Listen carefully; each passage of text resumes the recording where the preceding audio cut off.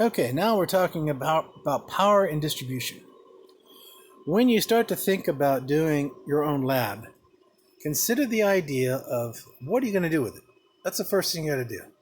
And that's going to dictate to you, as you can see back here, how many plugins that you're going to require to accomplish the things you want to do.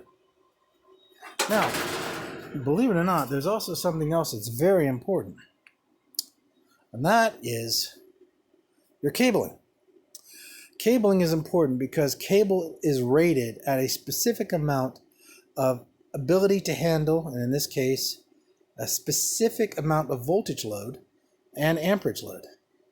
Every cable that you connect may actually not be the right cable for this hardware. So this is usually tellable by the amount of wattage on the back of the chassis themselves, or your laptop, or your PC. And then you look at your power cord and you realize, you know what? That's pretty skinny wire. That's not, going to handle 10 amps.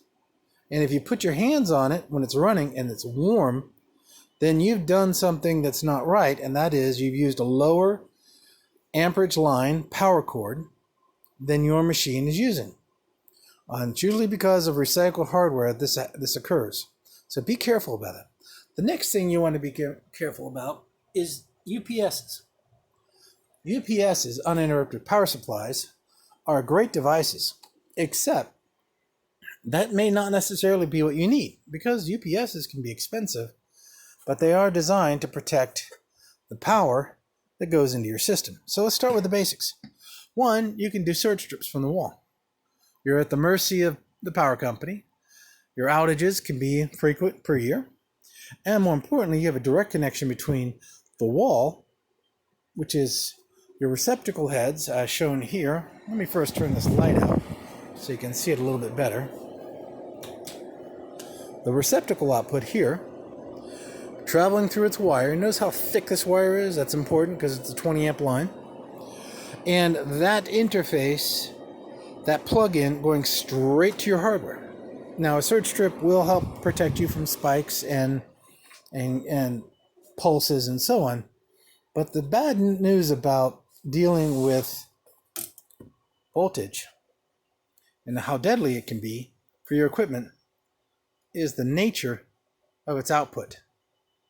When you're working at stuff and it's not doing what you want it to do, voltage and electricity will affect your hardware. So what's the fix that's not expensive? Well, a conditioner. Now, a conditioner is one step below a UPS, but one step above a surge strip. Surge strips aren't bad, especially for notebooks and PCs that have built-in distribution power supplies, which are usually separate from the chassis, and they can give about, a half a second of power between the wall and the unit. But notebooks don't have any problem because they charge a battery and the notebook always runs off the battery. That's very much like a UPS. But a line conditioner has a series of capacitors acting like batteries, and they give you a couple of milliseconds beyond the power of the wall, as you can see here. And that is cheaper, and it does give you some decent protection.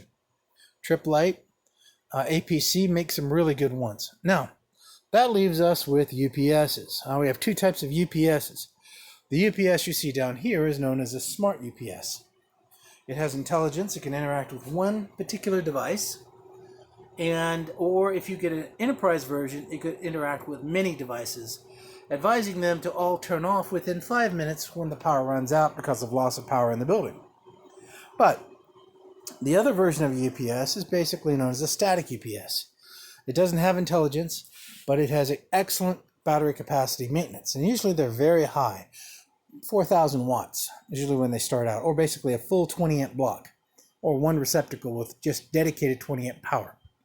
They're good, but they're stupid, and they don't work great when it comes to going beyond the time limit of the batteries, unlike smart UPSs, which do.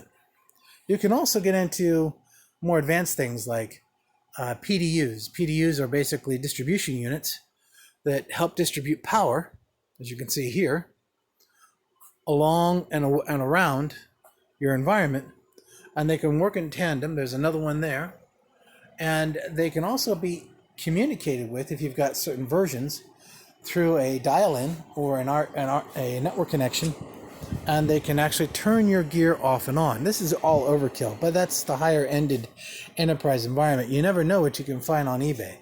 But power is important. Understanding the power and understanding the condition of power is critical. So this ends part 2. Part 3 will deal with the actual chassis themselves.